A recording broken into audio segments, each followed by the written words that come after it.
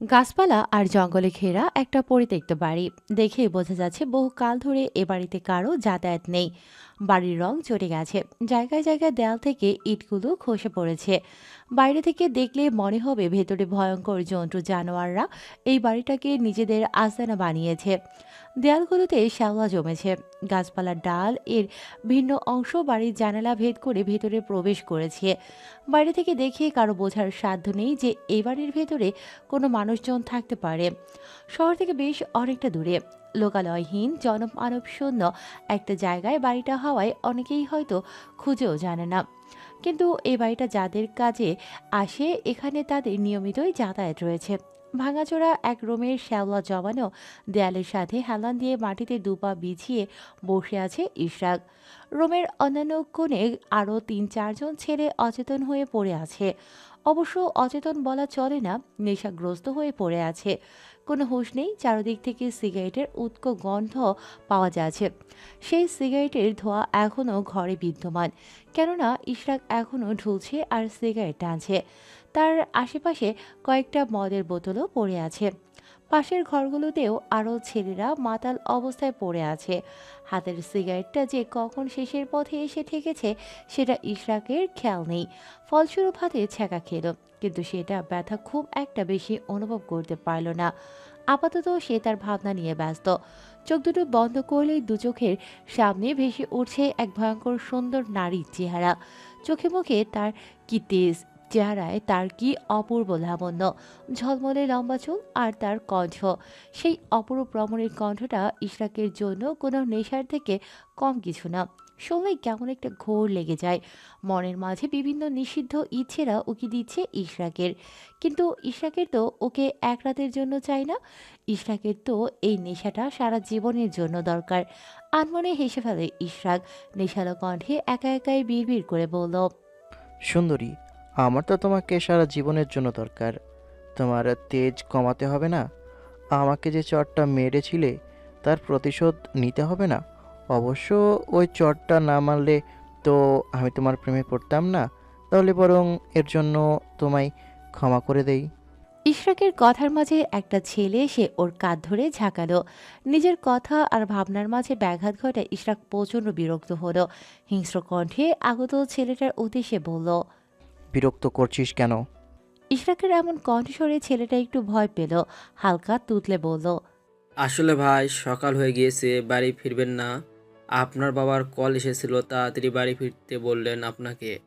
ওনাকে বলে দে আগে বাগান বাড়ি যাব, সেখান থেকে আমার সুন্দরীকে দেখতে যাব, তারপর বাড়ি ফিরবো। কিন্তু স্যার, আপনার বাবা বললেন খুব দরকারি।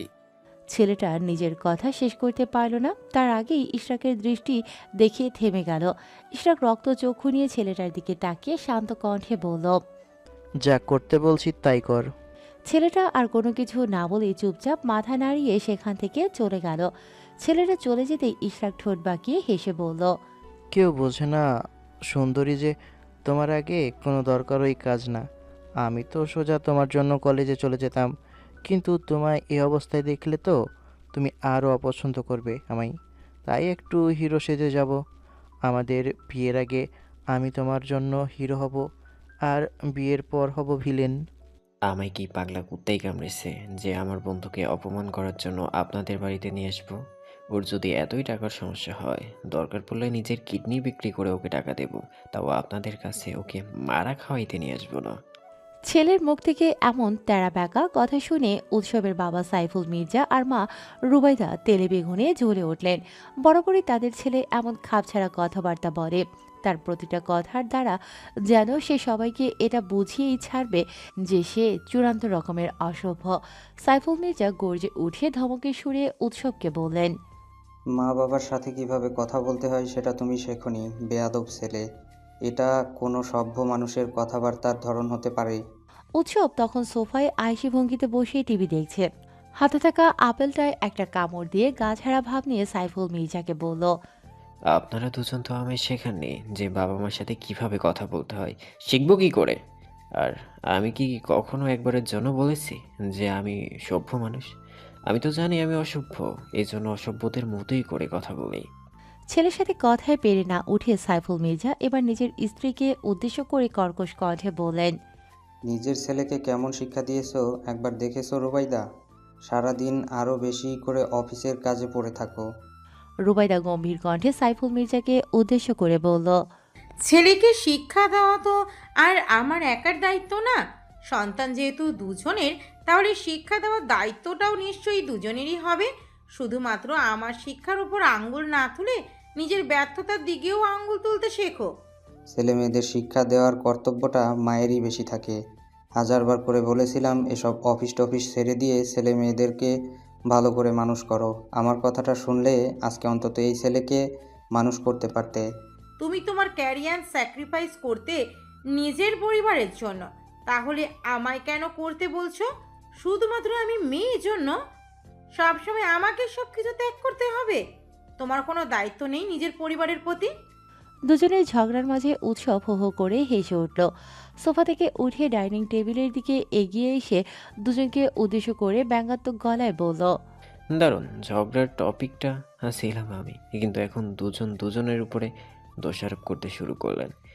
নিজের ছেলেমেয়ের জন্য তো সময় আপনাদের দুজনের কারোরই ছিল না। অযথা একজনকে দোষারোপ করে লাভ নেই। একটা সন্তানকে বড় করে তুলতে যেমন মায়ের ভালোবাসা দরকার, ঠিক তেমনই বাবারও শাসন দরকার হয়। কিন্তু শালা আপনারা দুজন তো শুধু পারেনি শাসন মারতে, ভালো তো বাসতে পারেন না। এখন আবার লেগে গেলেন দুজন ঝগড়া। বাল, এই জন্য বাড়িতে থাকতে আমার ভালো লাগে না। সারাদিন খালি অশান্তি আর অশান্তি। উৎসবের কথায় দুজনেই চুপ করে গেলেন। একদম শুরু থেকে চুপচাপ পুরো ঘটনাটা নীরব দর্শকের মতন দেখে যাচ্ছে উষা আর কাশফিয়া। উষার জন্য এই ঝগড়া ঝামেলা নিত্যদিনের ব্যাপার হলেও কাশফিয়ার জন্য এটা একদমই নতুন। এতদিন শুনে এসেছিল কিন্তু আজ প্রথম নিজ চোখে দেখল। ফলে কাশফিয়া বিস্ময় ভরা দৃষ্টিতে তাকিয়ে সবার ঝগড়া দেখছে আর উষা নিজ মনেই খেয়ে যাচ্ছে। খাওয়ার মাঝেই কাশফিয়া উষার কানের কাছে গিয়ে ফিস ফিস করে বলল, এই উষা, তোর ভাইকে আটকা। এই ছেলেকে তো আমি যতটা অশুভ ভেবেছিলাম তার থেকেও বেশি অশুভ। এভাবে কেউ মা বাবার সাথে কথা বলবে? উষা নির্বিকার ভঙ্গিতে কাশফিয়াকে বলল, চুপ কর তো তুই, তুই কিচ্ছু জানিস না। এর জন্যই এমন মনে হচ্ছে। যা হচ্ছে হতে দে, তুই চুপচাপ খেয়ে নে। তুই ওদেরকে আটকাবি না? তোর কিছু বলার নেই এসবের মাঝে? সূত্রপাত তো হলো তোর বিষয় নিয়ে। উষা তাচ্ছিল্য ভরা কণ্ঠে বলল, কাকে আটকাবো? এই বাড়িতে কেউ কারো কথা শোনে নাকি? যে যার মতন চলে। ভাইয়াকে থামাতে বললে থামলেও থামতে পারে, কিন্তু শুধুমাত্র ভাইয়াকে কেন বলবো? ও তো ভুল কিছু বলেনি। কাশফিয়া আর এই নিয়ে কোনো কথা বাড়ালো না। এমনিতেও উৎসবের ব্যাপারে কোনো কিছু জানার তার বিন্দুমাত্র আগ্রহ নেই। এই পৃথিবীতে যদি সব থেকে বিরক্তিকর কোনো মানুষ থেকে থাকে কাশফিয়ার জন্য, তাহলে সেটা উৎসব, যার নামটা অবধি শুনলে কাশফিয়ার মাথায় আগুন জ্বলে। রুবাইদার ফোনটা বেজে উঠতেই সে খাবার মাঝপথে রেখে বেরিয়ে পড়ল কাজের জন্য। ওনার ঠিক পাশেই উৎসব দাঁড়িয়ে থাকার জন্য স্ক্রিনে কল করা ব্যক্তিটির নাম উৎসব খুব ভালোভাবে দেখতে পেল। তিনি উঠে চলে যেতেই উৎসব সাইফুল মির্জাকে উদ্দেশ্য করে বলল, কাকে আমাদের দায়িত্ব নেওয়ার কথা বলছিলেন, যে নিজের বন্ধুর কল্পে পুরো পৃথিবীকে ডাইনিং টেবিলে ফেলে রেখে হনহন করে বেরিয়ে পড়লো তাকে? আচ্ছা, আপনারা একটু ভালো মা বাবা হতে পারলেন না? জন্ম যখন দিয়েইছিলেন তখন একটু আদর যত্নও তো দিতে পারতেন। উনি ওনার বন্ধুর কল্পে বেরিয়ে পড়লেন। আপনি কিছুক্ষণ পর আপনার বান্ধবীর কল্পে বেরিয়ে পড়বেন। আর শালা আপনাদের যত সমস্যা আমার বন্ধুকে নিয়ে, ও তাও আমাকে অমানুষ বানায়নি। যতটুকু মানুষ হয়েছি আপনাদের আশায় থাকলে এতদিনে ভবলীলা সাঙ্গ হয়ে যেত। কথাটা বলে টেবিলের উপর থেকে বাইকের চাবিটা নিয়ে উৎসব বেরিয়ে পড়ল। উৎসবের এতগুলো কথার প্রেক্ষিতে সাইফুল মির্জা একটা বাক্য উচ্চারণ করতে পারলেন না। উৎসবের বলা একটা কথাও তো ভুল নয়। সত্যি তো, ওনারা দুজন নিজেদের ক্যারিয়ারের জন্য ছেলে মেয়েদের কথা ভুলেই গিয়েছেন। সারাদিন কি করে নিজেদের ব্যবসার উন্নতি করা যায়, নিজেদের প্রভাব প্রতিপত্তি টাকা পয়সা বাড়ানো যায়, কি করে আরও ভালো থাকা যায় সেসব নিয়ে ভাবেন। অথচ বাড়িতে যে দুটো ছেলে মেয়ে আছে সেই বিষয়ে তাদের খেয়ালও থাকে না। দিন শেষে একটাবার ফোন করে খোঁজও নেন না যে ওরা দুজনে সারাদিন কিছু খেয়েছে কিনা। অবশিষ্ট খাবারটুকু তিনি নিজেও আর খেতে পারলেন না। উঠে চলে যেতে নিলে পেছন থেকে উৎসাহ বলে উঠল, বাবা, আমার টিউশন নিয়ে আর ভাবতে হবে না। আমার একটা ফ্রেন্ড একজনের কথায় আমায় বলেছে উনি নাকি খুব ভালো পড়ান, আমি ওনার কাছে পড়বো। যেমনটা ভালো বোঝো। কথাটা বলে সাইফুল মির্জা উঠে চলে গেলেন। নিজের প্লেটের খাবারটুকু শেষ করে উষা একবার ফাঁকা ডাইনিং টেবিলটার দিকে তাকালো, তাচ্ছিল্য হেসে কাশফিয়াকে বলল, দেখ কাশফিয়া, এটাই আমার পরিবার, কেউ নেই, সবাই যে যার মতন রাগ দেখে বেড়ে গেল। এভাবে কেন বলছিস উষা? আমি আছি না, একটু পর মাও চলে আসবে। তোরা তো আর রোজ রোজ থাকিস না, কিন্তু এই এত বড় বাড়িটাতে প্রতিদিন আমায় একা থাকতে হয়, আর এই একাকিত্বটা ভীষণ ভয়ঙ্কর। উৎসব, দয়া করে একটু চুপচাপ বসবি তুই? বাচ্চাদের মতো এমন ছোটাছুটি করছিস কেন? নির্ভীকের রাগী গলার কণ্ঠে বলা কথায় উৎসব বিরক্তিকর কণ্ঠে মুখ বাঁকিয়ে বলল, তুই আগেই বালের পড়াশোনা থামা, দেখবি তাহলে আমিও থেমে যাব। এমনভাবে পড়ছিস যেন দেশের উন্নতির দায়িত্ব একা তোর কাঁধেই পড়েছে। নির্ভীক কোনো উত্তর দিল না। নির্ভীকের থেকে গুরুত্ব না পেয়ে উৎসব প্রচণ্ড বিরক্ত হলো। নির্ভীক উৎসবকে গুরুত্ব দিল না, এই কথাটা উৎসব মানতে পারল না, কিন্তু এই নিয়ে নির্ভীককে কিছু বলল না। পাশে বসা নির্ভীককে বলল, ওই টুনির বাপ, আমি চলে যাচ্ছি। যেখানে উৎসব মির্জার কোনো গুরুত্ব নেই সেখানে মেয়েরা আমার বালের ঠেকা পড়েনি থাকতে। ওই ভংধরা বিদ্যাসাগরের বংশধরের বলে দেশ যে ও যেন আমার সাথে আলগা পিড়িতে দেখাইতে না আসে। শালা হারামির দাঁত থাকতে তাদের মর্যাদা বুঝবে না তো। নির্ভীক এবারেও কিছু বলল না। নির্ভীক শুধু ভ্রু কুঁচকে তাকিয়ে দুজনকে ভালোভাবে পর্যবেক্ষণ করছে, কেননা ওদের এসব কাহিনী আজ নতুন না।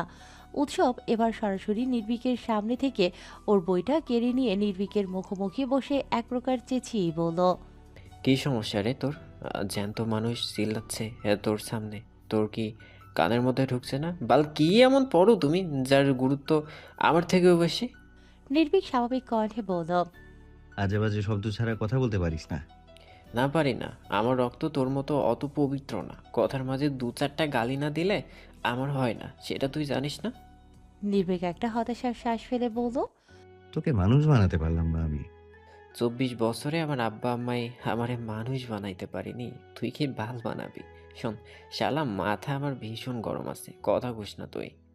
সকালে বাড়ি থেকে কিছু খেয়ে আসিনি, আমি ক্ষুধা লেগেছে। পকেটে টাকা নেই, একটা পাউরুটি আর কলা খাওয়াবি? উৎসবের রাগ আরো বাড়ল, ঝাঁঝালো কণ্ঠে বলল, শালা তুই আসলেও হারামি, কিছু গিলিসনি সকাল থেকে, সেটা আমায় আগে বললে কি হতো? আমি ভরা পেট নিয়ে গরম দেখাচ্ছি আর উনি খালি পেট নিয়ে হজম করতেছে। আগে বললেই হতো যে আমার কথা শুনেই পেট ভরানোর ইচ্ছা আছে, গলার মাঝে একেবারে ঢুকাই দিতাম। কি ব্যাপার? বড় লোকের বাচ্চা তো খেপেছে কেন আজ? গার্লফ্রেন্ড কি ধোকা দিয়ে পালালো নাকি? একে তো উৎসবের মেজাজ অত্যন্ত গরম হয়ে আছে, তার উপর আবার তিশানের এমন কৌতুকপূর্ণ কথা তার ঠিক সহ্য হলো না। তিশান ব্রেন্সের উপর বসে পুনরায় কৌতুক করে উৎসবকে বলল, আমার কথাই তার মানে সত্যি নাকি বড় লোকের বাচ্চার? দেখো মারাখব প্রাণী, মাথা আবার আগ্নেয়গিরির মতন টকবক করছে, শুধু ফুটছে। এর মাঝে প্লিজ তুমি আরো জ্বালার মতো কথা বলো না। উৎসবের কথা শুনে তিশান হাস্যোজ্জ্বল কণ্ঠে বলল, কি ব্যাপার বলো তো ভাইয়া? আজ তোমায় দেখে মনে হচ্ছে তুমি কোথাও থেকে বেশ বড়সড় একটা মারা খেয়ে এসেছো। পুরো ব্যাপারটা একটু খোলসা করে বলো তো শুনি। উৎসব কিছু বলতে নেবে তার আগেই পাশ থেকে নির্ভীক বলে উঠল, নিশ্চয়ই বাড়িতে আবার ঝামেলা করে এসেছে। ওকে আমি চিনি না। বাড়ির গরম এখন এখানে এসে আমাদের উপর ঝাড়ছে তিশান ভাই। উৎসব রাগী কণ্ঠে বলল, তো কি করতাম? ওনারা শুধু চোখে আমার ভুল দেখেন, নিজেদের কোনো দোষ দেখতেই পান না। আমি হলাম কিভাবে এমন অসভ্য? নির্ভীক বিরক্তকর কণ্ঠে বলল, তোকে কতবার বলেছি উৎসব, বাবা মা যেমনই হোক তারপরে ওনাদের সাথে ভালো আচরণ করবি। আমার কথা শুনিস না কেন? শোন ভাই, তুই হয়তো মাদার তেরেসার বংশধর হয়ে শরীরে মায়া মমতা নিয়ে জন্মেছিস। আমার শরীরে আবার ওই নিষ্ঠুর চামারদের রক্তই বইছে। আমি তোর মতো এত ভালো মানুষ না যে বাপ মা 3 বেলা ঠিকমতো খাবার দেয় না, অথচ তাদের আগে পিছে ঘুরে সামনে ছাগলের 3 নাম্বার ছানার মতো মেও মেও করে চেঁচাইব। নির্ভীক একটা হতাশার শ্বাস ফেলে বলল, ওনারা তো তোর ভালোই চায়। একবার ওনাদের কথা শুনে দেখ, ওনারাও তোকে ভালোবাসবে। কথা তো শুনছি না, কয়েক বছর ধরে। তার আগে কি করেছে? তখন ওনাদের ভালোবাসা কই ছিল? সব থেকে বড় কথা, আমাকে ভালোবাসতে হলে আমাকে বদলে কেন ভালোবাসতে হবে? আমি যেমন তেমন ভাবে আমাকে ভালোবাসা চাই না। তুই তো কখনো আমাকে বদলাতে চাস না। তুই তো আমি যেমন তেমন ভাবেই আমাকে ভালোবাসিস। তাহলে বাকি মানুষ কেন পারে না? কথার পিঠে হাত বাড়াবে, এক সময় দেখা যাবে হয়তো সকাল গড়িয়ে দুপুর হয়ে গেছে, তাও এই আলোচনা চলছে। নির্ভয় সবাইকে তাদের কথার মাঝপথেই থামিয়ে দিয়ে সবাইকে উদ্দেশ্য করে বলল, আজ সকালে আমি বাড়ি থেকে খেয়ে আসতে পারিনি, প্রচণ্ড ক্ষুধা লেগেছে। আমি খাবার অর্ডার দিতে যাচ্ছি, কে কি খাবে তাড়াতাড়ি বলো। নির্ভয়ের কথার প্রেক্ষিতে তিশান বলে উঠল, তুমি খাওয়াবে নাকি? তার মানে তুমিও দেখছি বড়লোকের বাচ্চা হয়ে গেলে। নির্ভয় স্মিত হেসে বলল, বড় লোকের বাচ্চা হয়নি ভাই, হয়তো খুব বড় কিছু খাওয়াতে পারবো না আপনাদেরকে, কিন্তু সামান্য পরোটার ডাল খাওয়ানোর সামর্থ্য আমার আছে। হ্যাঁ, হয়তো বাকি 2 দিন হেঁটে বাড়ি ফিরতে হবে, সেটা বড় কথা নয়। তিশানও হালকা হেসে বলল, দেখেছো ভাইয়া, তুমি পর হয়ে নিজে 2 দিন হেঁটে বাড়ি ফিরে আমাদেরকে খাওয়াতে চাইলে হাসি মুখে, অথচ নিজের রক্তের কিছু মানুষ এক ফোঁটা পানির জন্য দিনরাত খোঁটা দেয়। হুট করে পরিবেশটা কেমন গুমোট হয়ে উঠল। তিশান সত্যি কথা বলল তো সেটাই হয়তো সবার মেনে নিতে একটু কষ্ট হচ্ছে। পরিবেশটা স্বাভাবিক করতে উৎসব বলে উঠল, তোদের কাউকে বাড়ি ফিরতে হবে না। আমি আছি কি বাল ছিঁড়তে। কে কি খাবে বলতো? 4টে পরোটা আর ডাল অর্ডার দিয়ে উৎসব পুনরায় নিজের জায়গায় এসে বসলো। আশেপাশে তাকিয়ে কাউকে একটা খুঁজে প্রশ্নাত্মক গলায় বলল, বকুল ফুলকে যে কোথাও দেখতে পাচ্ছি না, আজ আসেনি নাকি? নির্ভীক বইয়ের পাতায় দৃষ্টি রেখে উৎসবকে বলল। গ্রামে গেছে, আজ আসবে না। এদিকে নির্ভীককে পুনরায় বই পড়তে দেখে উৎসব বিরক্তিকর কণ্ঠে বলল, তুই আবার বই পড়া শুরু করেছিস নির্ভীক? সামনে পরীক্ষা, ভুলে গেছিস? সে তো পড়লেও টেনে টুনে পাশ করব, না পড়লেও টেনে টুনেই পাশ করব। আর এত পড়ে কি হবে? এই মারা খাওয়া প্রাণীকে দেখ, পড়াশোনা করেও বেকার ঘুরছে। হ্যাঁ, তাহলে লাভ কি এসব কষ্ট করে? নির্ভীক বইয়ের পাতাটা বন্ধ করে মুখে হালকা হাসি ফুটিয়ে তুলে বলল, শেষ সম্বল। এই বইগুলোই আমার জীবনের শেষ সম্বল। দেখি না এদেরকে আঁকড়ে ধরে অন্তত দুবেলা সম্মানের সাথে নিজের পেট ভরানোর ব্যবস্থা করা যায় কিনা। শুধু দুবেলা পেট ভরানোর জন্য এত কষ্ট করছিস, আর কিছু চাস না? উৎসবের এমন প্রশ্নে তিশান শব্দ করে হেসে উঠে বলল, অন্য সংকটে জ্বালা তুমি বুঝবে না ভাইয়া। তুমি হলে বড়লোকের বাচ্চা, সারাদিন বন্ধুদের সাথে আড্ডা দিয়ে বাড়ি ফিরলে টেবিল ভর্তি হরেক রকমের খাবার পাবে, আর আমরা পাবো এক থালা শুকনো ভাত আর আলু ভর্তার বিনিময়ে হাজারো গালি। ভাত খেয়ে পেট না বললেও গালি খেয়ে পেট ঠিকই ভরে যায়। এমন ভাব করছে যেন শুধু তোমরাই বেকার। এই উৎসব মির্জাও নিজের বাপের টাকাই গরম দেখায়। গরম দেখানোর জন্য তাও তোমার বাপের টাকা আছে, কিন্তু আমাদের গরম হতে নেই। বেকার তো, বেকারদের এত গরম থাকলে চলে না। খিদের জ্বালা যার পেটে আছে, এই পৃথিবীতে সে সব থেকে বেশি অসহায়। পকেট ভর্তি টাকা আর সুন্দরী মেয়ে পাশে না থাকলেও 3 বেলা যদি এক থালা গরম ভাত পাওয়া যায়, এতেই শান্তি। কি তাই না নির্ভীক? নির্ভীক শুধু মাথা নেড়ে সম্মতি জানালো। বলার মতো তার কাছে কিছুই নেই। খিদের জ্বালা যে কতটা কষ্টদায়ক সেটা তো সে নিজেও ভালো করেই জানে। মা, খেতে দাও। সময় তখন রাত 9টা নাগাদ। হাত মুখ ধুয়ে এসে খাবার টেবিলে বসে মাকে খাবার বেড়ে দিতে বলল তিশান। বাড়ির সবার খাওয়া শেষ, শুধু বাকি আছে তিশান। মীরা বেগম ছেলেকে বসতে বলে রান্নাঘর থেকে ভাত তরকারি বাটি আনতে গেলেন। তিশানের প্লেটে ভাত বেড়ে দিয়ে তিনি মাছের তরকারির বাটিটায় খোঁজ করলেন, কিন্তু পেলেন না। শুধুমাত্র ডাল আর সবজির বাটিটা পেলেন। তিশান সবজি দিয়ে খাওয়া শুরু করলো। মীরা বেগম গলা উঁচিয়ে নিজের বড় ছেলের বউকে ডাকলেন। শাশুড়ি মায়ের গলার আওয়াজ শুনে বিথি ঘর থেকে বেরিয়ে এলো। বিথিকে দেখতে পেয়ে মীরা বেগম প্রশ্নাত্মক গলায় জিজ্ঞেস করলো, মাছের তরকারি কোথায় রেখেছ? তরকারি তো নেই মা। বিথির মুখ থেকে কথাটা শুনতেই তিশানের খাবার হাত থেমে গেল। মীরা বেগম প্রশ্নাত্মক গলায় জিজ্ঞেস করলো, নেই মানে? আমি তো নিজে তরকারি বাটিটা রান্নাঘরে রেখে এলাম। আসলে মা, আপনার বড় ছেলের তরকারিটা খুব ভালো লেগেছিল। হয়তো সবজি ডাল কিছু নেয়নি, শুধু মাছের তরকারি দিয়ে ভাত খেয়েছে। মাছ তো ছিল না, একটু ঝোলই ছিল, ওটা আমি ফেলে দিয়েছি। মাছ ছাড়া শুধু ঝোল আর কে খাবে বলুন? তরকারিটা তো ওদের 2 ভাইয়ের জন্যই রাখা ছিল। বিথি হালকা অপরাধী কণ্ঠে বলল, আসলে মা, আমি তিশানের কথা ভুলে গিয়েছিলাম।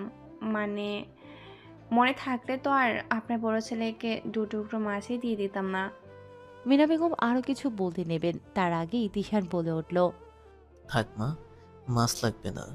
তুমি বরং আমায় একটা ডিম ভেজে দাও। মিনা বেগম মাথা নাড়িয়ে সম্মতি জানিয়ে রান্নাঘরে যেতে নিলে পেছন থেকে বিথি উদ্বিগ্ন কণ্ঠে ডেকে উঠল। মিনা বেগম পেছন ফিরে তাকাতেই বিথি বলে উঠল, ফ্রিজে একটাই ডিম আছে মা, কাল সকালে আপনার নাতিকে স্কুলে টিফিনের জন্য দেব। রোজ একটা করে ডিম না খাইলে ওর হয় না। তিশান, তুমি বরং আজ একটু ডাল আর সবজি দিয়ে কষ্ট করে খেয়ে নাও না ভাই। তুমি তো খেতে পারো এসব দিয়ে, কিন্তু আমার ছেলেটা আবার ডিম ছাড়া খেতেই পারে না। বিথির কথা শুনে তিশান তাচ্ছিল্য হাসল। প্লেটের ভাতটুকু আর গলা দিয়ে নামবে না। তিশান চেয়ার থেকে উঠে দাঁড়াতেই মিনা বেগম উদ্বিগ্ন কণ্ঠে বলে উঠলেন, খাওয়া ছেড়ে উঠলি কেন বাবা? তুই বস, আমি আলু ভেজে এনে দিচ্ছি। না মা, লাগবে না। তুমি গিয়ে ঘুমাও, অনেক রাত হয়েছে। আমার আমার খিদে মরে গেছে। একটু খেয়ে নে বাবা, সারা রাত না খেয়ে থাকতে নেই, শরীর খারাপ করবে। দোয়া করো মা, যেন না খেয়ে থেকে মরে যাই, অনেকের বোঝা কমবে। তিশানের কথার প্রেক্ষিতে মিনা বেগম আর কিছু বলতে পারলেন না। দূরে দাঁড়ানো বিথি বলে উঠল, একটা দিন একটু কষ্ট করে ডাল সবজি দিয়ে ভাত খেলে কি এমন হয়? মানুষটা সারাদিন খেটে খুঁটে রোজগার করে সংসার চালায়, একদিন একটু তাকে 2 পিস মাছ দিয়েছি, জন্য এত গরম দেখাতে হবে তোমার? এক ভাইয়ের জন্য আরেক ভাই নিজের জীবনটা অব্দি দিয়ে দিতে পারে হবি, সেখানে 1 পিস মাছ কোনো ব্যাপার না। কিন্তু বড় ব্যাপারটা হচ্ছে তোমার আচরণ।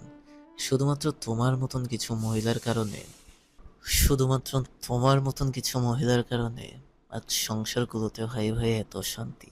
খবরদার তিশান, একদম আমার সাথে আজে বাজে আচরণ করবা না। আমার স্বামীর টাকা খেয়ে আমাকে গরম দেখাবে, এইসব আমি সহ্য করবো না। যদি এতই মাছ ডিম খাওয়ার ইচ্ছা হয় তাহলে নিজের টাকা দিয়ে কিনে খাও। আর মা, আপনাকে বলছি, একবেলা মাছ না খেলে তেমন কোনো ক্ষতি হবে না। এই ব্যাপারটাকে এত জটিল না বানারও পারতেন। তিশান পুনরায় তাচ্ছিল্য হেসে বিথিকে উদ্দেশ্য করে বলল, এই এক সবজি ডাল ভর্তা দিয়ে খেতে খেতে আবার মুখের স্বাদ মরে গেছে ভাবি। একবার মনে হয় দেখো, মাসে কয়দিন তুমি আমাকে মাছ মাংস খেতে দাও।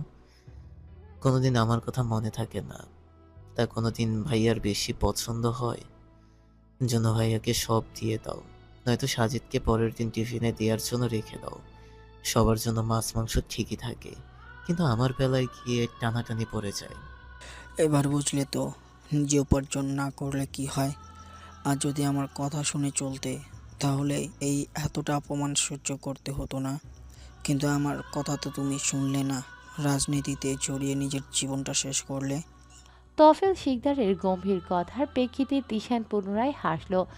যারা বলে টাকা কখনো সুখ কিনতে পারে না, তারা সম্পূর্ণ ভুল বলে। টাকা সব পারে, বর্তমান পৃথিবীর নিয়মই এটা। যার টাকা আছে তার সম্মান আছে, আর যার টাকা নেই তার সম্মান নেই। আমি তো উপার্জন করতে চেয়েছিলাম, তোমরা তো দিলে না আমায় উপার্জন করতে। তোমাদের নাকি সম্মানে আঘাত লাগে। আমি যে সে কাজ করলে তো তোমাদের আমাকে নিজের ছেলে হিসেবে পরিচয় দিতে লজ্জা করবে। আমি যে কাজ করতে পারি সেটা আমাকে তোমরা করতে দেবে না, আর যেটা আমার পক্ষে সম্ভব না সেটা নিয়ে সমানে তোমরা আমাকে খোঁচাতেই থাকবে।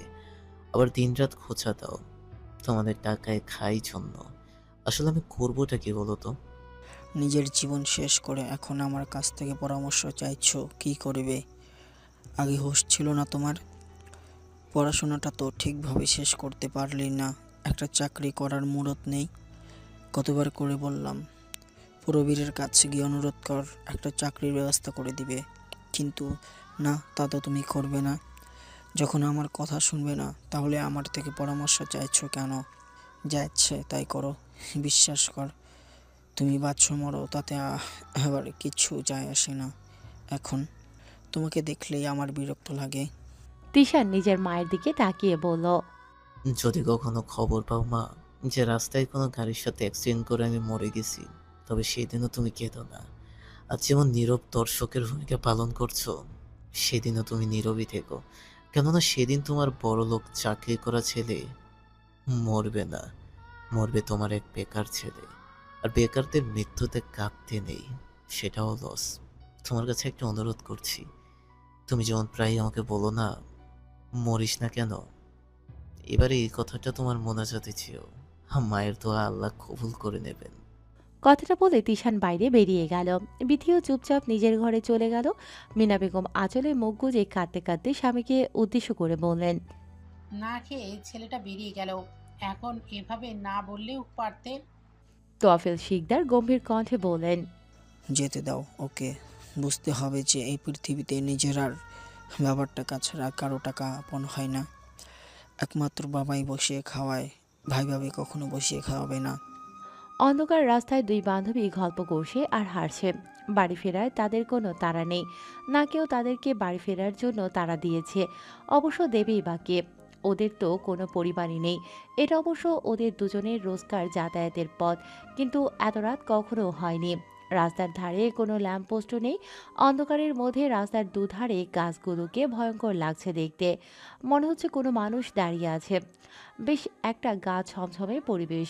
এত রাতে এই রাস্তা দিয়ে হাঁটতে স্বাভাবিকভাবেই যে কারোরই ভয় করার কথা।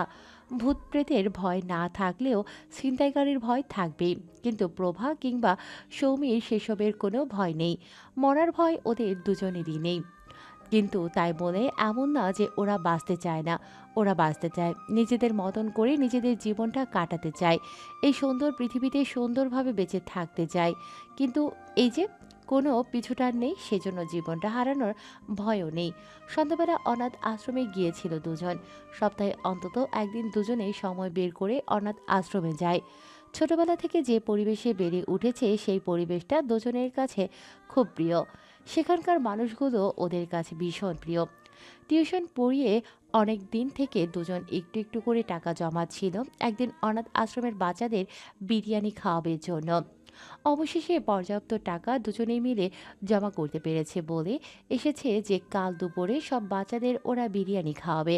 সে বাচ্চাদের সাথে সময় কাটাতে কাটাতে গল্প করতে করতে কখন রাত হয়ে গিয়েছে সেই খবর তাদের কারোরই ছিল না। সেজন্য ফিরতে দেরি হয়ে গেল। গল্পের মাঝে সৌমি প্রভাকে উদ্দেশ্য করে বলল, এই প্রভা, চল না, আজকে আমরা বাইরে থেকে কিছু খাই, টাকা তো আছে। খাবি? কিন্তু কাল যদি আবার টাকা কম পড়ে তখন কি করব? আরে চিন্তা করিস না, কাল সকালে একটা টিউশনের টাকা পাবো, কম হলে সেখান থেকে দিয়ে দিব। সৌমির কথা শুনে প্রভার মুখেও হাসি ফুটে উঠল। উচ্ছ্বসিত কণ্ঠে বলল, তাহলে চল, হোটেল থেকে খাবার প্যাক করে বাড়ি নিয়ে গিয়ে আজ আমরা পার্টি করব। প্রভা কথাটা বলতেই দুই বান্ধবী উল্লাসে মেতে পড়ল।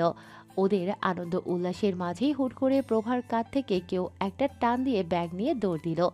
দুজনে একযোগে সাহায্যের জন্য চিল্লিয়ে উঠল। কিন্তু এমন নির্জন পরিবেশে এই রাতের সময় সাহায্য পাওয়া অসম্ভব প্রায়। দুজনেই চোরের পেছনে দৌড় লাগালো। বেশি দূর দৌড়াতে হলো না ওদের, কেননা তার আগেই দেখলো ছিনতাইকারীকে কেউ একজন ধরেছে। দুজনেই তড়িঘড়ি করে লোকটার কাছে এগিয়ে গেল। ভাইয়া, চোরটা আমার ব্যাগ দিয়ে পালাচ্ছিল, ওকে ছাড়বেন না। প্রভা কথাটা বলতেই তিশান বেশ কয়েকটা কিলঘুষি মারল চোরকে, সাথে গালাগালিও করল। মারতে মারতে হিংস্র কণ্ঠে চোরকে উদ্দেশ্য করে বলল, অন্যের টাকা নিয়ে পালাচ্ছিস? নিজে এত বড় দামড়া হয়ে কি করিস? লজ্জা করেন অন্যের জিনিস নিয়ে পালাতে? ওরা দিনরাত এক করে খেটে টাকা জমা করবে, আর তোরা সেটা নিয়ে আয়েশ করবি কেন রে? আল্লাহ তোর হাত পা দেয়নি? এদিকে তিশানের মারের গতি বাড়তে দেখে প্রভা আর সৌমি দুজনেই ভয় পেল। তিশানকে থামার জন্য অনুরোধ করল, কিন্তু তিশান যেন নিজের মধ্যে নেই। মনে হচ্ছে অন্যের রাগ ছিনতাইকারীর উপর ছাড়ছে। সৌমি ভীষণ ভয় পেল। গুটিসুটি হয়ে প্রভার পেছনে গিয়ে দাঁড়ালো। প্রভাকে বেশ অনেকটা সময় অনুরোধ করার পর অবশেষে তিশান থামল। তিশান ব্যাগটা কেড়ে নিয়ে প্রভার হাতে দিল। একটু ছাড়া পেতেই চোরটা দিল দৌড়। ব্যাগটা হাতে নিয়ে যেন প্রভা আর সৌমি দুজনেই নিজেদের প্রাণ ফিরে পেল। কত কষ্ট করে নিজেরা না খেয়ে একটু একটু করে এতগুলো টাকা জমা করেছে। আজকে দুজনের টিউশন থেকে পাওয়া টাকাও ছিল ব্যাগে। সৌমি তো খুশিতে কেঁদেই ফেলল ব্যাগটা ফেরত পেয়ে। একদম ব্যাগটাকে জড়িয়ে ধরে বাচ্চাদের মতো করে কাঁদল। হুট করে তিশান ধমক দিয়ে দুজনকে উদ্দেশ্য করে বলল, এত রাতে এই রাস্তায় দুটো মেয়ে একা একা কি করছে? ও একা জন্য ব্যাগ নিয়ে দৌড় দিয়েছিল। যদি দলবল নিয়ে আসতো তাহলে অন্য কিছু করার উদ্দেশ্য হতো। এত বড় হয়েছ, সামান্য এই বুদ্ধিটুকু মাথায় নেই? তিশানের ধমকের প্রেক্ষিতে সৌমি কিছু বলার সাহসে পেল না। প্রভা আমতা আমতা করে ধীর গলায় বলল, আসলে ভাইয়া, এই রাস্তা দিয়ে আমরা প্রতিদিনই যাতায়াত করি, কিন্তু আজকে কিছু কাজের জন্য একটু দেরি হয়ে গিয়েছিল ফিরতে। প্রতিদিনই যখন যাতায়াত করো তাহলে তো আরও ভালো করে জানার কথা যে রাতের বেলা এই রাস্তাটা কতটা খারাপ। বাড়িতে কাউকে ফোন করে একটু বাইরে এগিয়ে আসতে বলতে পারোনি? ব্যাগটা তো এমনভাবে ধরে আছো যেন সোনার খনি লুকিয়ে রেখেছো। আর মাঝে এতই যখন মূল্যবান সম্পদ, তাহলে সেটা একটু সাবধানে রাখার ব্যবস্থা তো করতে হয়। তিশানের কথার প্রেক্ষিতে প্রভা হালকা হেসে বলল। বাড়িতে তো কেউ নেই ভাইয়া, কাকে ডাকবো? প্রভার কথার প্রেক্ষিতে তিশান ভ্রুকুচকে প্রশ্ন করল। হোস্টেলে থাকো এখানে? না ভাইয়া, বাড়ি ভাড়া নিয়ে থাকি। বাসা কোথায়? জানি না ভাইয়া। তিশান মৃদু বিরক্তিকর কণ্ঠে বলল। নিজের বাড়ির ঠিকানা জানো না, এটা কোনো কথা? ছোট বাচ্চা তো নও তোমরা। নিজের বাড়ি নেই, বাড়ির ঠিকানা জানবো কি করে? প্রভার কথায় তিশানের মাথাটা ঘুরে উঠল। একেই তো খিদেতে পেটটা চোচো করছে, তার উপর আবার প্রভার হেয়ালি করা কথাবার্তা, সব মিলিয়ে তিশানের মাথাটা একটু গরম হলো। খোলসা করে একটু আমায় বলো তো, তোমাদের সমস্যা কি? আকাশ থেকে তো টপকাও নেই, একেই তো খিদেতে মরছি, তার উপর আবার তোমাদের এসব জ্বালানো কথাবার্তা। আসলে ভাইয়া আমরা দুজনেই অনাথ আশ্রমে বড় হয়েছি। এখন একটা বাড়ি ভাড়া নিয়ে দুজনে থাকি, সেটাও নিজের বাড়ি না। আমাদের বাবা মা কোথায় থাকেন, আদৌ এখন বেঁচে আছেন কিনা সেসব কিছুই আমরা জানি না। সেজন্য নিজের বাড়ির ঠিকানাটাও আপনাকে বলতে পারলাম না। আর ঠিক এই কারণেই ফোন করে কাউকে এগিয়ে আসতে বলতে পারিনি। আমাদের দুজনের, আমরা দুজন ছাড়া আর কেউ নেই। প্রভার কথায় তিশানের খুব খারাপ লাগলো। না জেনে শুনে হয়তো একটু বেশি রেগে কথা বলে ফেলেছে ওদের সাথে। অপরাধী কণ্ঠে বলল। সরি, তোমাদের সম্পর্কে না জেনে আমার এভাবে কথা বলা উচিত হয়নি। আরে না না ভাইয়া, ক্ষমা কেন চাইছেন? আপনি ক্ষমা চাওয়ার মতো কিছুই বলেননি। আমরা তো আপনার কাছে কৃতজ্ঞ, বিশ্বাস করুন ভাইয়া। আজ যদি ব্যাগটা চুরি হয়ে যেত তাহলে সব থেকে বেশি কষ্ট পেতাম নিষ্পাপ বাচ্চাগুলোর মুখে একটু খাবার তুলে দিতে না পারার আফসোসে। আপনার এই উপকারের কথা সারা জীবন মনে থাকবে আমাদের। তিশান হালকা হাসলো। এই প্রথম সৌমি সাহস করে তিশানকে বলল। হ্যাঁ ভাইয়া, আপনি আমাদের অনেক উপকার করেছেন। এবার একটা রিকোয়েস্ট রাখবেন? হুট করে সৌমি কথাটা বলায় প্রভা নিজেও একটু ভরকালো। তিশান ভ্রুকুচকে প্রশ্ন করলো। কি? আসলে ভাইয়া, আপনি আমাদের এত উপকার করলেন, তাই আমরা আপনাকে একটা ট্রিট দিতে চাই। আর আপনি তো বললেন আপনার ক্ষুধা লেগেছে। সৌমির কথায় সায় জানিয়ে প্রভাও বলে উঠল। হ্যাঁ ভাইয়া, চলুন না, আমাদের খুব ভালো লাগবে। তিশান সন্দেহী গলায় বলল। কি দুজন আবার আমাকে অপহরণ করবে না তো? এত জোর করছো কেন? তিশানের এবারের প্রশ্নের উত্তরটা সৌমি দিল। অপহরণের উদ্দেশ্য তো থাকে টাকা চাওয়া। হ্যাঁ, আমরা তো এত টাকা দিয়ে কি করব বলুন? মানুষ ভবিষ্যতের জন্য টাকা জমায়, আর আমাদের দুজনের তো ভবিষ্যতের কোনো ঠিক নেই। যেখানে জীবন প্রতি মায়া নেই, সেখানে টাকা দিয়ে কি করব? সৌমির বলা কথাটা তিশানের বেশ ভালো লাগলো। সত্যিই তো, জীবনের প্রতি যত মায়া না থাকে তাহলে টাকার প্রতি আর কিসের নেশা। এমনিতেও আমাকে অপহরণ করলেও কিছু হবে না, নিজের পকেটে 10 টাকা আছে। বাড়িতে ফোন করলে বলবে ওকে মেরেই ফেলো। এমনিতেও আমাকে কোনো কাজে আসে না, তাও টাকা দিতে পারবে না। কথাটা বলে তিশান নিজেই শব্দ করে হেসে উঠল। এই নির্মম সত্যগুলো কি সুন্দর হাসতে হাসতে বলে ফেলল সে। জীবনটা তার দুঃখ ভরা, তবুও সে হাসতে চায়, প্রাণ খুলে হাসতে চায়। কিন্তু তিশানের সে সাহস কারো যেন ঠিক সহ্য হয় না। বেকারদের বুঝি প্রাণ খুলে হাসার অধিকারও নেই। আর কি খাবেন ভাইয়া বলুন? প্রভার প্রশ্নের প্রেক্ষিতে তিশান কৌতুকপূর্ণ কণ্ঠে বলল। আরও খাওয়াবে? তোমরা দুজন তো দেখছি ভালোই বড় লোক। খেলেন তো একটা রোল। এত বড় একটা মানুষ একটা রোল খেলে কি হয়? দেশ তবে 1 প্যাকেট সিগারেট কিনে দাও। কি? তিশান সিগারেট চাওয়ার সাথে সাথে প্রভা আর সৌমি দুজনে একযোগে চিৎকার করে উঠল। কি বলে? দুজনের অভিব্যক্তি দেখে মনে হলো যে তিশান খুব বড়সড় কোনো অন্যায় আবদার করেছে। তিশান নিজেও চমকে উঠে বলল। কি? আপনি সিগারেট খান? শুধু খাই না, এটা না খেলে আমার পেটের ভাত হজম হয় না।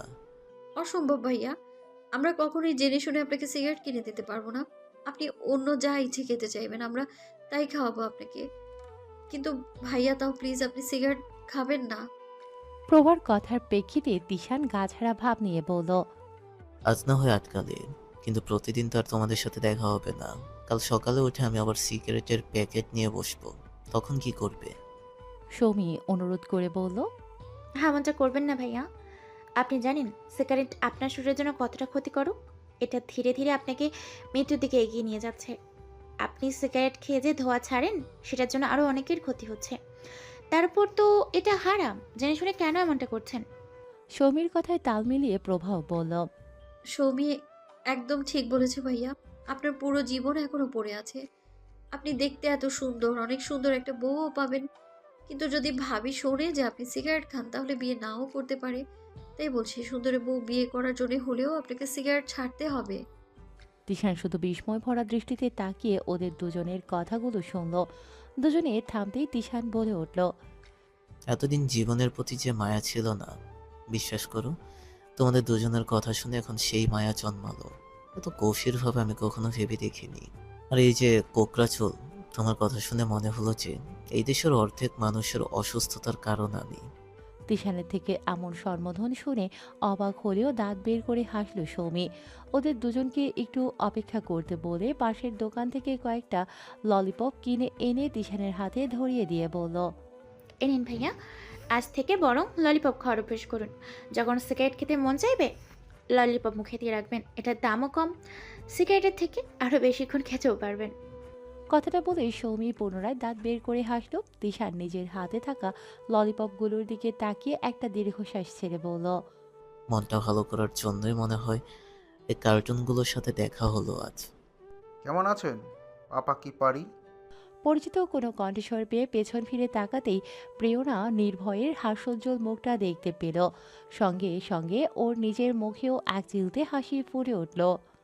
ভালো আছি, আপনি কেমন আছেন? আমার চলছে। তা এত রাতে আপনি ছাদে এলেন কি করে? আপনার বাবা ভাই আসতে দিল? জানলে তো আসতে দিত না এত রাতে, কিন্তু বাবা আর ভাইয়া কেউই জানে না, ভাবিকে বলে লুকিয়ে এসেছি। প্রিয়নার কথা শুনে নির্ভয় বিস্ময় ভরা কণ্ঠে বলল, আপনি আবার মিথ্যাও বলতে পারেন? আপনি এত সাহসী কবে থেকে হলে যে নিজের বাবা ভাইকে লুকিয়ে ছাদে এসেছেন? আমি কি ভুল শুনলাম? নির্ভয়ের এমন কথা শুনে প্রেরণার একটা অস্বস্তি হলো। হ্যাঁ, ও হয়তো নিজের বাবা মায়ের কথার অমান্য কখনো করে না, আজকেও তো করেনি। শুধু না জানিয়ে ছাদে চলে এসেছে, তাই বলে এমনভাবে বলতে হবে নাকি? এখানে সাহসীও আর কি আছে? আর ভুলই বা শুনতে যাবেন কেন? প্রেরণার কথার ভাবভঙ্গি দেখে নির্ভয় হেসে উঠল। নির্ভয়ের সেই হাসি দেখে প্রেরণার আরও বেশি অস্বস্তি হচ্ছে। নির্ভয় সেটা বুঝতে পেরে অন্য প্রসঙ্গে কথা তুলল। তা বলুন দেখি, দিনকাল কেমন কাটছে আপনার? আজকাল তো আর দেখাই যায় না। সারাদিন আপনি বাড়ির ভিতর কি করে থাকেন বলুন তো? সারাদিন কই আমি বাড়িতে থাকি? আমি তো ভার্সিটিতে যাই, সময় পেলেই ছাদেও আসি।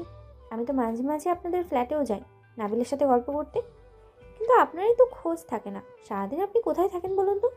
আমি ওই আমার বন্ধু বান্ধবের সাথে আড্ডা দিই। ওদের সাথে আড্ডা দিতে দারুণ লাগে। আপাতত এছাড়া আর কিছু ভালো লাগে না। অবশ্যই আপনাকে বা কেন বলছি, আপনার তো এসব বন্ধু টন্ধু নেই, আপনি এখন বুঝবেনও না। আপনার জীবনটা কিন্তু বড্ড নিরামিষ। নির্ভয়ের কথা শুনে প্রেরণা উদাস কণ্ঠে বলল, একদম ঠিক বলেছেন। সত্যি আমি এসব আনন্দের মানে বুঝি না। আমার তো তেমন ভালো কোনো বন্ধু নেই। ভার্সিটিতে দুই একজন আছে, ওদেরকে নামমাত্র বন্ধুই বলা চলে। জানেন, আমার খুব ইচ্ছে আমার একটা অনেক বড় ফ্রেন্ড সার্কেল হবে। আমরা একসাথে ঘুরতে যাব, সারাদিন আনন্দ করব, কিন্তু সেসব হয় না। আপনি চাইলেই সব সম্ভব? প্রেরণা প্রশ্নাত্মক গলায় জিজ্ঞেস করল, কিভাবে? আপনি চাইলেই তো আপনার বন্ধু হবে, তাই না? বন্ধু হয় ঠিকই, কিন্তু বেশি দিন তো থাকে না। আমার ফ্রেন্ড সার্কেলে যোগ দিতে পারেন। ওরা মরবে তবু নিজের বন্ধুকে ছাড়বে না। কিন্তু ভাইয়াকে কে বোঝাবে? ভাইয়া যদি শোনে তাহলে আমাকে প্রচুর বকবে। ভাইয়া এসব একদম পছন্দ করে না। আসলে আমাকে যে একদমই নিষেধ করে তেমনটাও না। ভাইয়া বলে বন্ধুদের নিয়ে যা আনন্দ করার বাড়িতে করতে, কিন্তু আমার বন্ধুগুলো এমন হয় যে বাড়িতে কিছু করতেই চায় না। সবসময় শুধু এই জায়গা ওই জায়গায় ঘোরাঘুরির জন্য, আর আমার বন্ধু থাকেই না। আমার গ্যাংয়ের সাথে একদিন আপনার আলাপ করিয়ে দেব, দেখবেন ভালো লাগবে। আচ্ছা ঠিক আছে, আমি এখন আসি কেমন? এই সময় করে বাবা আমার ঘরে আসে প্রতিদিন, আমায় না পেলে চিন্তা করবেন। কথাটা বলে প্রেরণা চলে যেতে নিলে নির্ভয় পেছন থেকে বলে উঠল, আপনি আপনার বাবাকে খুব ভালোবাসেন তাই না? ওনার কোনো কথা অমান্য করেন না? প্রেরণা পেছন ফিরে তাকিয়ে মুখে হাসি ফুটিয়ে তুলে বলল, হ্যাঁ, আমি আমার বাবাকে খুব ভালোবাসি। আমি সবার থেকে বেশি আমার বাবাকে ভালোবাসি, কারণ আমার বাবা আমাকে সব থেকে বেশি ভালোবাসে। আর আমি জেনে শুনে কখনো আমার বাবার কথার অমান্য করব না। আমি নিজ থেকে আমার বাবাকে কখনোই কষ্ট দিতে পারবো না। যদি উনি অন্যায় কিছু করতে বলেন তা ওনার কথা শুনবেন। প্রিয়না আত্মবিশ্বাসের সাথে বলল, আমি জানি আমার বাবা কখনো কোনো অন্যায় করতে পারে না। আমার বাবা ওয়ার্ল্ডের বেস্ট বাবা, তাই আমি চোখ বন্ধ করে আমার বাবার সব কথা মেনে নিতে পারি। আমার জীবনে আমার বাবার কথার গুরুত্ব সব থেকে বেশি। আসছি। কথাটা বলে প্রিয়না চলে গেল। নির্ভয় পকেট থেকে একটা সিগারেট বের করে লাইটার দিয়ে আগুন জ্বালালো। নিমিষের মাঝে সিগারেটটা শেষ করে ফেললো। পুড়ে যাওয়া সিগারেটটার দিকে তাকিয়ে ঠোঁট বাঁকিয়ে হেসে বলল, এই সিগারেটটা ঠিক যত তাড়াতাড়ি পুড়ে ছাই হয়ে গেল তার থেকে অনেক বেশি তাড়াতাড়ি আপনাকে ভালোবেসে আমার হৃদয়টা পুড়ে গেছে। ছাইটুকু কি আপনি যত্ন করে নিজের কাছে রেখে দিবেন, নাকি আমার চোখের জলে সেগুলো ভেসে যাবে অপ্সরা? কারো কণ্ঠস্বর পেতে নির্ভীক সেদিকে ফিরে তাকালো। নির্ভীক তখন সারা রোম জুড়ে নিজের একটা বই খুঁজতে ব্যস্ত। সামিয়াকে এক নজর দেখে আবার নিজের কাজে মনোযোগ দিয়ে স্বাভাবিক কণ্ঠে বলল, বয়সেও তোমার থেকে বড়, সম্পর্কেও ভাইয়া বলে ডাকতেই পারো।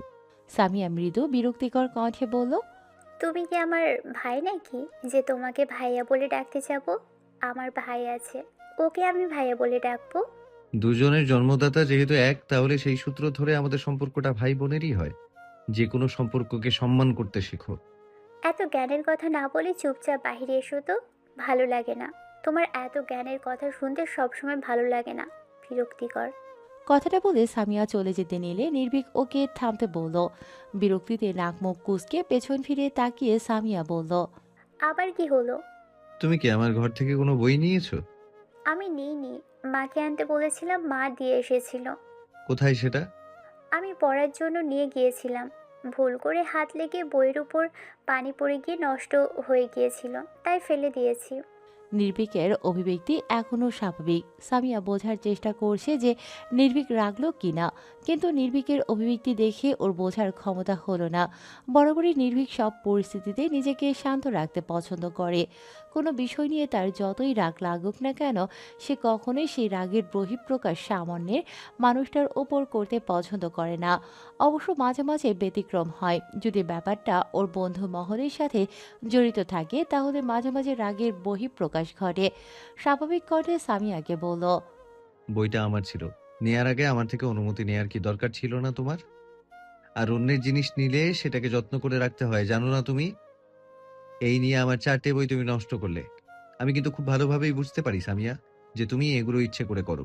বই আমার শখের জিনিস, আমি নিজে কষ্ট করে নিজের সেই শখটা পূরণ করি।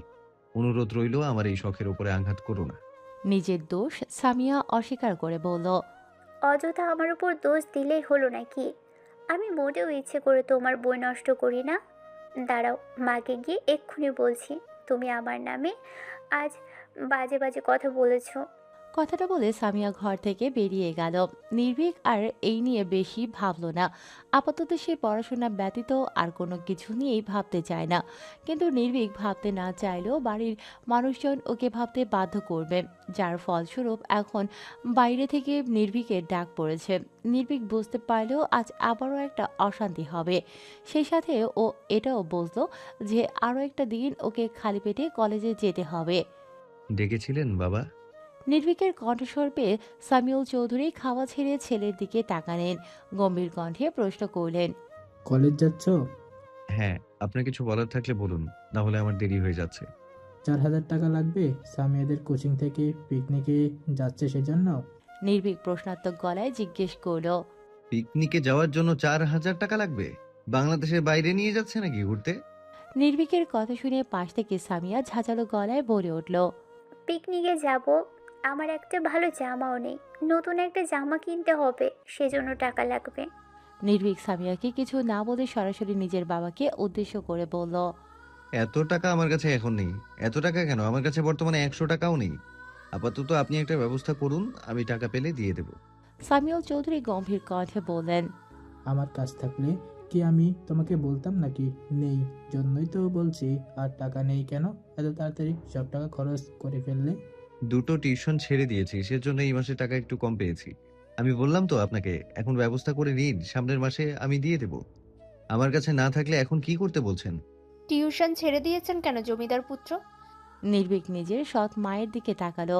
চোখে মুখের অবস্থা এখনো তার স্বাভাবিক। স্বাভাবিক কণ্ঠে বলল, আমি একটা মানুষ, রোবট না। আমারও বিশ্রামের দরকার হয়। এত টিউশন একসাথে চালাতে পারছিলাম না। আর তাছাড়া ওদের ব্যবহারও ভালো ছিল না। সম্মানের সাথে কাজ করতে পছন্দ করি আমি। ববিতা বেগম ব্যঙ্গাত্মক কণ্ঠে বলল, কি এমন কাজ করেন আপনি যে এত সম্মানের আশা করেন? টাকা কামাতে গেলে একটু এরকম দু একটা কথা হজম করতেই হয়। ভাব দেখে তো মনে হয় এখনো সেই জমিদারি রাজত্ব আছে। পকেটে 100 টাকা নেই, তার আবার দেমাগ। ছিল তো একসময় জমিদারি রাজত্ব। আসলে কি বলুন তো, রক্তে থেকে গেছে সেসব। এখনো সেজন্য ছ্যাঁচড়ামো স্বভাবটা আমার মাঝে নেই। কিন্তু কি করার, কিছু মানুষের বদনজরের জন্য আজ এই অবস্থা।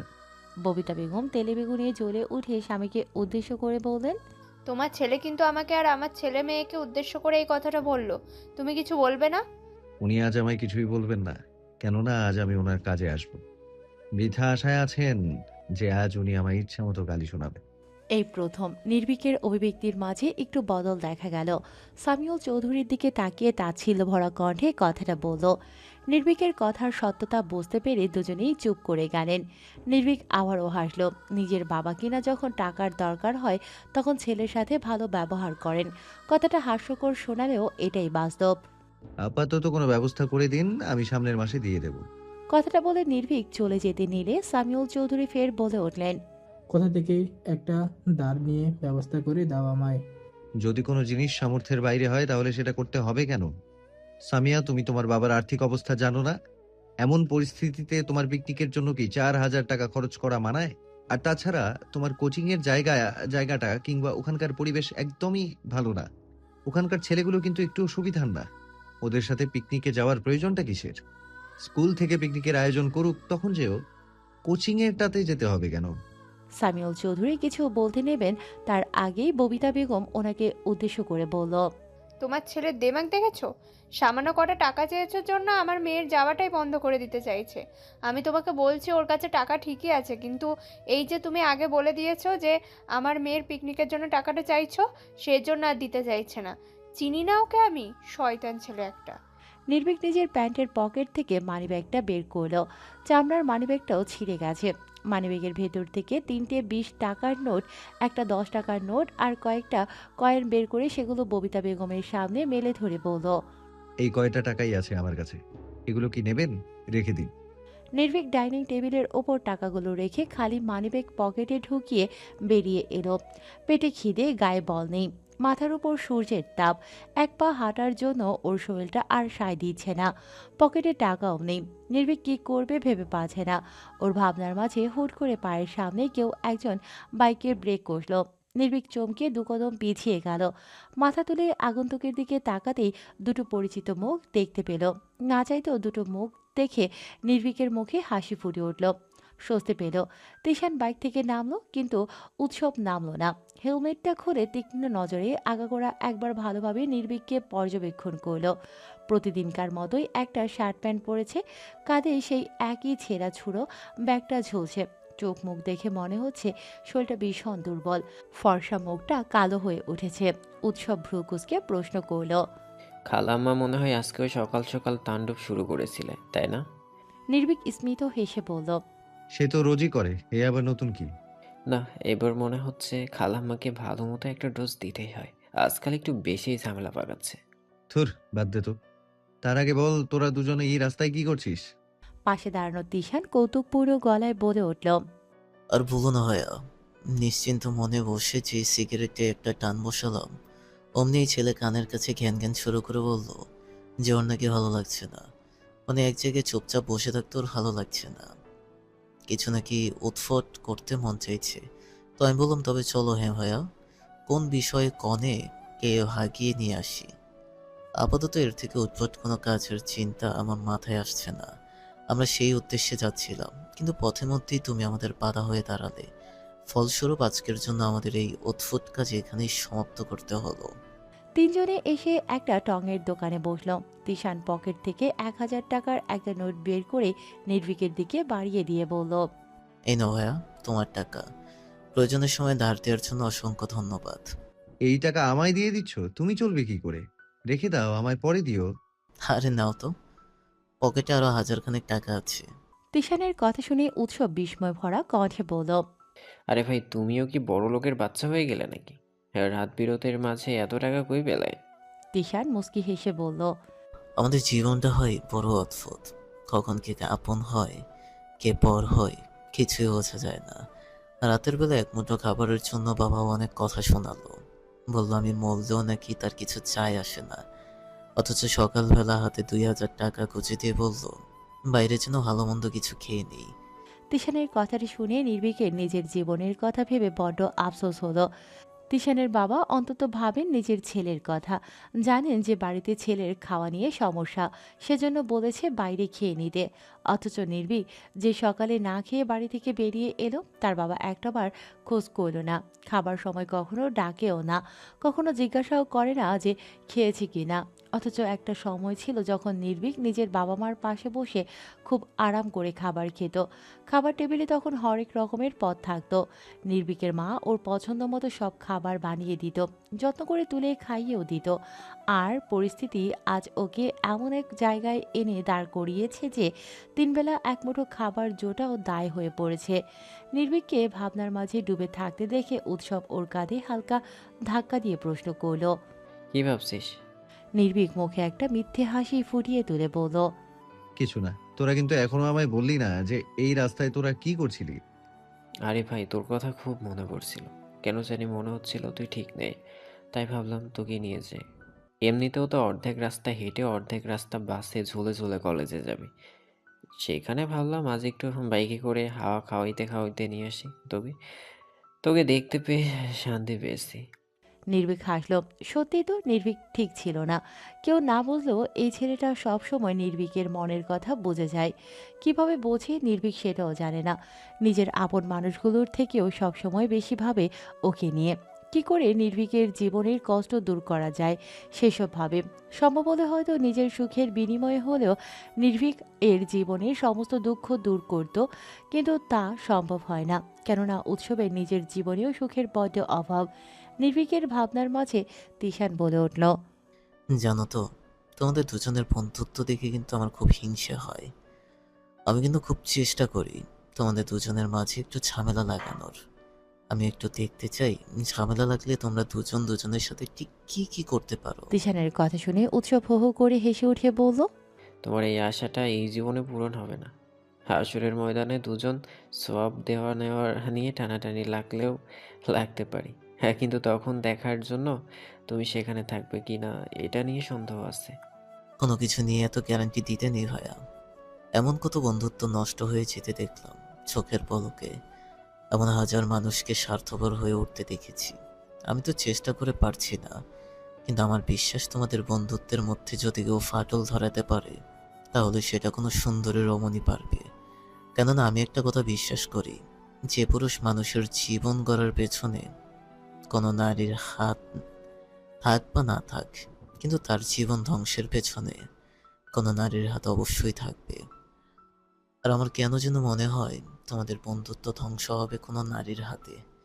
কেননা বাদ বাকি যা কিছু দ্বারা তোমাদের বন্ধুত্ব নষ্ট হওয়ার সম্ভাবনা ছিল সে সবই ঘটে গেছে।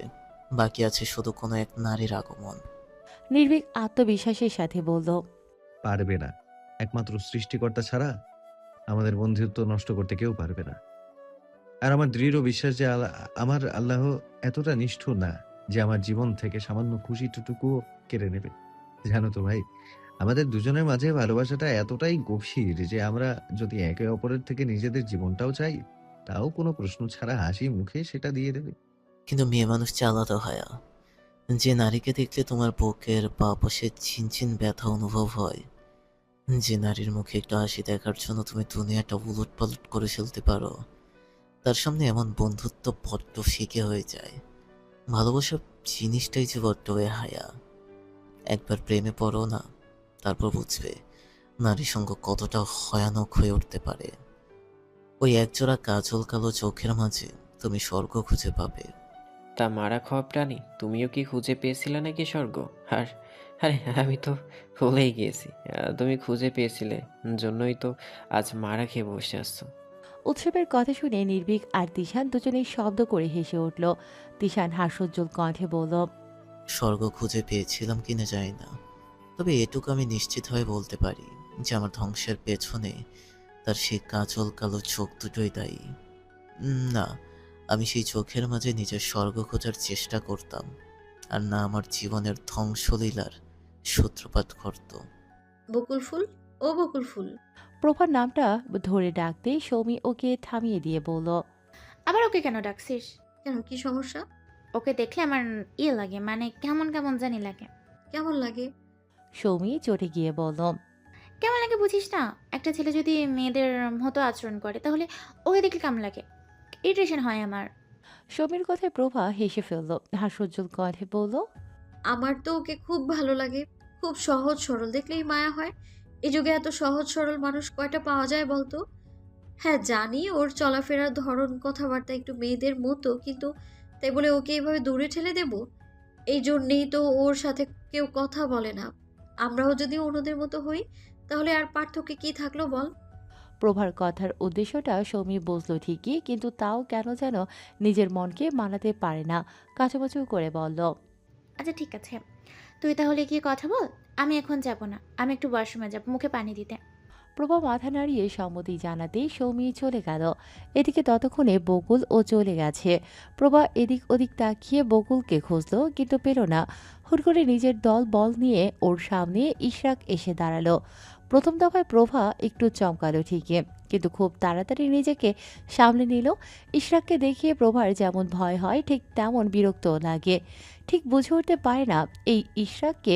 প্রভার ভাবনার মাঝে ইশরাক বলে উঠল, তুমি হাসলে কিন্তু তোমায় দারুণ লাগে সুন্দরী। তুমি সব সময় এরকম হাসবে কেমন? আর আমি অপলক দৃষ্টিতে তোমার হাসি দেখব। প্রভা কোনো উত্তর না দিয়ে পাশ কাটিয়ে চলে যেতে নিলে ইশরাক ওকে বাধা দিল। প্রভা বিরক্তিকর কণ্ঠে ইশরাককে উদ্দেশ্য করে বলল, কি সমস্যা আপনার? বারবার করে বলি যে আমার রাস্তায় আসবেন না, আমাকে বিরক্ত করা ছেড়ে দিন। বাংলা কথা বোঝেন না আপনি? আমাদের দুজনের পথ তো এক সুন্দরী। তোমার পথে না এসে কি করে থাকি বলো তো? আর আমি বাংলা কথা বুঝি তো। তোমার কি আমায় দেখে মূর্খ মনে হয় নাকি? অসভ্য মনে হয়। বিশ্বাস করুন, আপনাকে দেখে প্রচণ্ড পরিমাণে একটা অসভ্য মানুষ মনে হয়, যার মাঝে ব্যক্তিত্ব সভ্যতা বলতে কিচ্ছু নেই। ইশরাক ঠোঁট বাঁকিয়ে হেসে বলল, আমাকে সহ্য করার অভ্যাস করে নাও।